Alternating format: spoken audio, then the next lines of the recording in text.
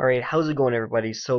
Um, I have my first battle for the IPA, and I'm doing it as a replay. And one of the things I want to make sure that I didn't do, kind of in League, I suppose, format, but I suppose just Pokemon in general, was one of the things I kind of wanted to not do was to make sure not to, because a lot of people, like, when they lose a battle, they'll take they'll take their uploading of the battle like not very seriously, or like for leagues where you're required to upload, they'll just put the replay, or they'll kind of talk it down as if the battle wasn't anything, and I don't know, blame it on something, or put it as excuses as something, or be like, yo, I was just like not feeling it today, man. You know what I'm saying? Like I just wasn't feeling it, man. I'm usually better than this. I just played really badly. He only beat me because I played badly. So I wanted to make sure to not be like that in a lot of the battles. So I'll definitely gonna do my best to do this replay type thing, and not be not sound salty, not sound depressing, not sound bad or anything like that. But anyways, going into the battle, he didn't bring a lot of the things that I thought he would bring. He didn't bring Entei, which is actually pretty interesting because I only have one answer to that, and my one answer can get burned pretty easily. But I guess minimizing EQ weaknesses, sorry, is kind of something you wanted to do. He didn't bring Pinsir as well, which is also extremely interesting, and he brought Goth and Aggron, which were both things that I didn't really see coming.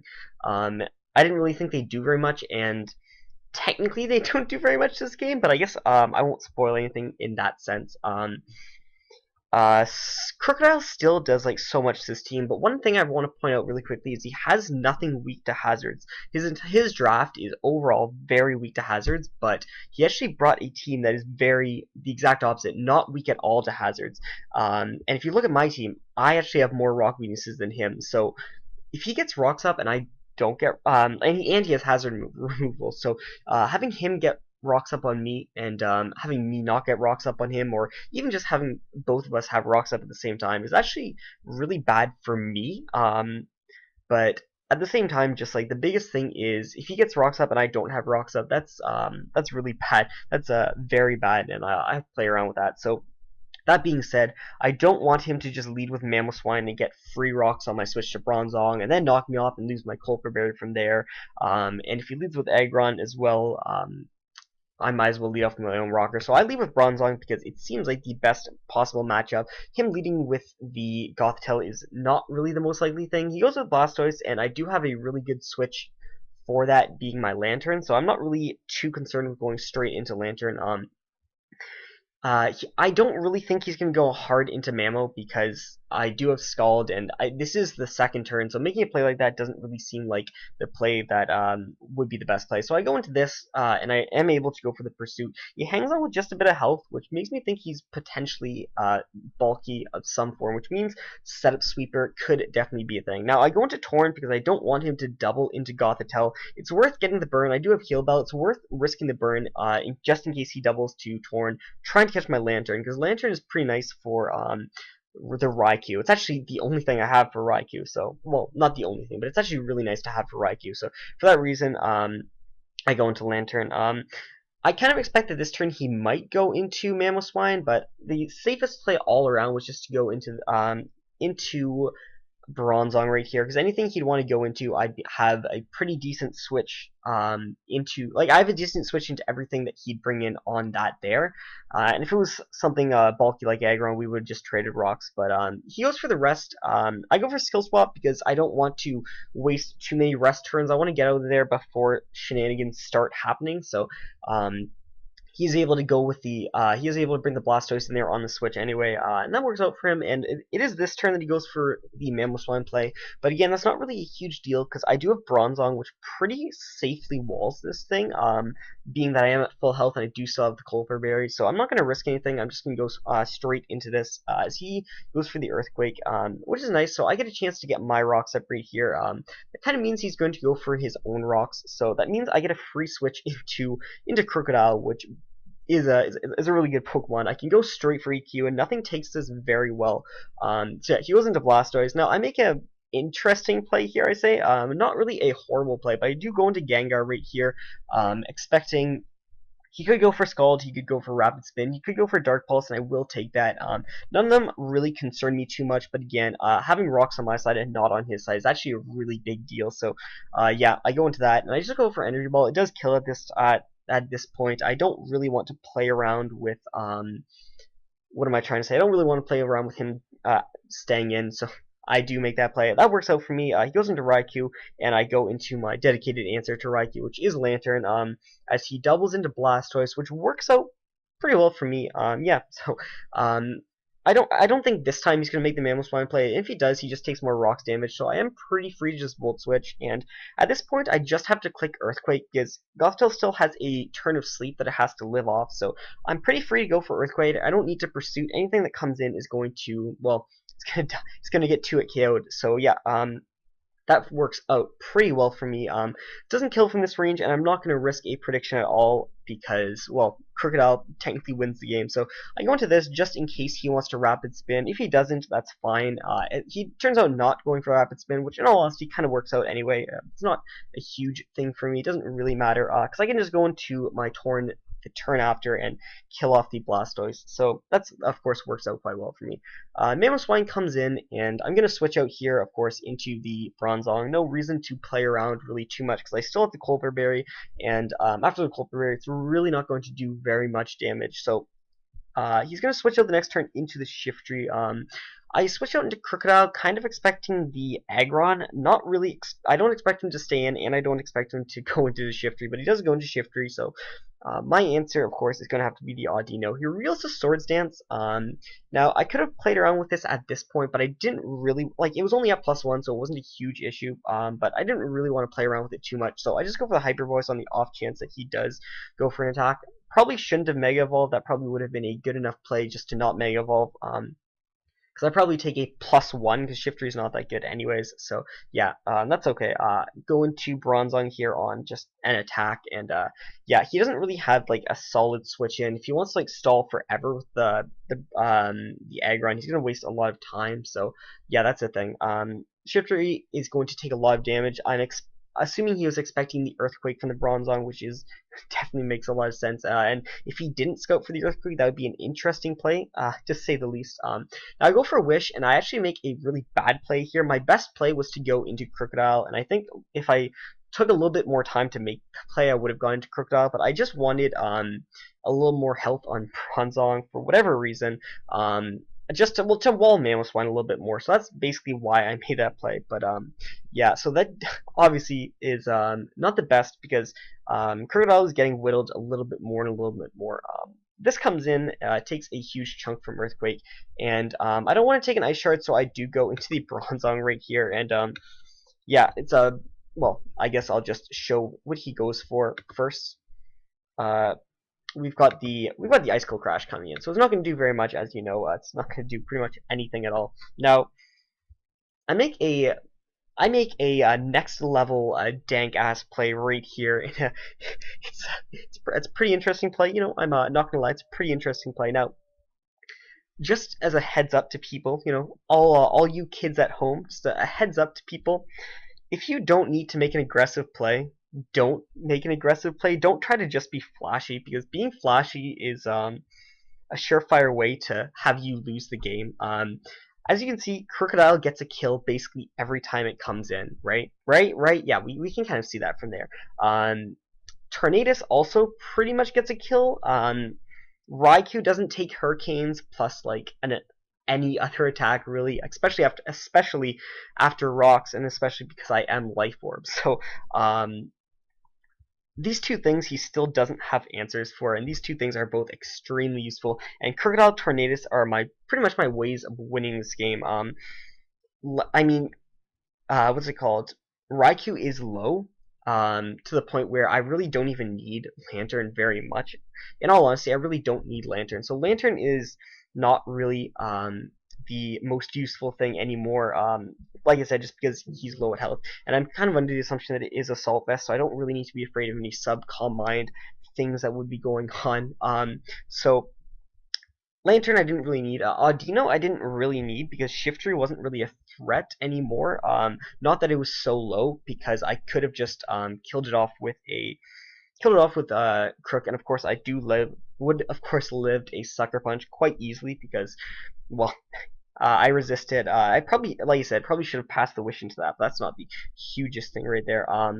Tornadus would also most likely, unless I'm mistaken, live a hit from the Shift Tree as well. I suppose depending on a few things, but I pretty sure, from what I can remember about the damage counts, I would be living a Sucker Punch. um, because I'd be at about 50, and then with Regenerator, and then after Rocks, I'm pretty sure I still take a Sucker Punch, because I don't think I saw him with Life Orb, but I mean, that isn't really huge. Anyways, all that bullshit aside, Gyro Ball, if I probably should have just went for Gyro Ball, because, like, Aggron's not really doing very much to me. You'll actually see later, Gyro Ball, when I'm paralyzed, actually does a lot of damage to Aggron, which is actually kind of interesting. Yeah, it actually does quite a decent amount of damage to Aggron, so even if you went into Aggron, Sturdy would be broken, and I could actually, like, go, like, hard switch into Crocodile, and, yeah, get a kill. But I wanted to be flashy, and I wanted to like predict the aggron coming in. I wanted to be flashy, man. I want to let the world know, you know what I'm saying. So I actually double out into the into the Tornadus right here, as he just stays in, trying to sack off his Mamoswine and get a free switch into something, because yeah, and that works out really badly for me. Now the next thing that I do is um I live Ice Shard after the Intimidate, and Pursuit kills even if he stays in. So my kind of thought process was, I'm getting low on health because I didn't pass the wish into this. If I can Pursuit this, then he can't come in later and Ice Shard me. And I'm not sure if I'm going to put the Team Builder on this. It really kind of depends how long the replay of this goes. But I'm actually running 128 HP EVs on my Scarf Crocodile, and I am Adamant. So I'm pretty sure I said in the team builder as well, but I don't outspeed Scarf Mamoswine. And Scarf Mamoswine, I mean, I don't think it's very okay. I don't really think it's very good. However, it definitely was good against my team, and I definitely should have at the very least played a little bit safely around it. I could have gone into Bronzong, and I should have gone into Bronzong, because even if he had Ice Shard, I didn't really want to take an Ice Shard anyway. So basically, what am I trying to say? I could have just gone into Bronzong, played it safe, even if he went into Aggron. I just lost one Mon. I could have had to switch into Aggron after that point. But however, again, I get even more greedy, and I'm like, well, I guess this is the chance that I have where I can just go pursue it. And because, like I said, I'm not running speed to outspeed Scarf Mamoswine, because I wasn't really thinking it it was a thing. I really didn't think it was a thing. So that's really bad for me. So I just lose my 2 win conditions. Like there's really no way to win after this point. Like that was pretty much the way to win. Like there's not really anything else I can do at this point. Just go into Lantern here. He saves differential switching out, so good props on that, good play on that point. Shadow Ball gets a Spit F drop, which is whatever, and he just HBS's here just to be a neutral play, hit pretty much anything. I could have doubled back into Lantern, but that really wouldn't have done very much at all anyway. I can't, like, nothing really is going to 1v1 Aggron at all anyways, so yeah. I'm gonna Wish, and he's gonna kill me after that. I go into Lantern because I kind of have to play off him not having Earthquake in order for me to do anything. And I just go for Heal Bell. Like I could have just gone for Rest and got up to full, and then he would have Earthquaked, and I would have been up to full from the Wish. But like I don't 1v1 it from there, so I had to play off him not having Earthquake. However, he had Earthquake, so like it wouldn't have mattered if I just went for Rest. And I mean, he should have Earthquake anyways. So, yeah, so that's kind of bad. I mean, I'm not going to, like, as you can see, Gyro Ball actually does a really good amount of damage. So, if I had just Gyro Balled in the Mamoswine, that would have done, like, enough damage where, like, I could have just switched into Crocodile. So, moral of the story, like, play safely. Safety first, kids. Yeah, because when you try to play flashy, you end up screwing yourself over. Yeah, that's basically all I can say. It was a fun game. he definitely had quite a lot of prep. Or at least I would assume he had quite a lot of prep into a lot of his sets. Not bringing anything weak to rocks against my team was actually a really interesting idea. Um, like he lost his Mega and Entei, which are both really, really good against my team. I'd say they're both the best Pokemon against my team because I do have solid answers to everything, but like, well, I mean, I have answers to those two Pokemon, but like, I have solid answers to like everything but like solid answers is what I'm saying. Those two Pokemon are just kind of hard to deal with for like for the majority of teams that I draft. So he kind of lost a lot of things like a lot of kind of offensive prowess that he would have had, but what he gained by not running that, in terms of putting pressure with hazards and just with putting pressure in general, was actually really good for him. It definitely worked out for him. Yeah, that's I mean that's basically all I can say. Like if I just if I just stayed in a gyro ball with Bronzong, I would have been a lot better off. Even if he himself had just switched into Aggron. But I mean, it is what it is. You can't you can't take plays back. You can't switch things around. But yeah, I don't know. I guess I just need to put more thought into my plays. I can't just be like, yo, you know, it'd be really sick if I did this. I can't just say that. I have to actually think about my plays, I suppose. But like I said, like going into this league, I kind of just wanted to have fun. So I'm kind of looking just for chances to kind of make flashy plays. In all honesty, so I mean, yeah, like that's basically the thing. Like, if there's a chance for a flashy play, like I kind of like to make it because like I'm kind of playing this for fun. But it was a good game. I hope I didn't sound like I was talking down to this match because like I know a lot of people after their battles they kind of talk down about their match and they kind of make it seem like I could have won, but like a lot of people make it seem like they didn't try or they seem like they were I don't know busy with other stuff or like a lot of people like have like a lot of people make it seem like oh they could have won or they would have won or they should have won or that always make it seem like there's some reason that some reason that was in their control or out of their control. I don't know. They always make it seem like there's a thing that their opponent won that they probably shouldn't have won. So I hope I didn't make it seem like that. It was a pretty good battle. And yeah. What's Ethan? Sorry, Ethan is looking to be looking to have a pretty good start in the league, and I'm looking to have a pretty bad start in the league. So hopefully I can, hopefully I guess I can, pull myself together after that.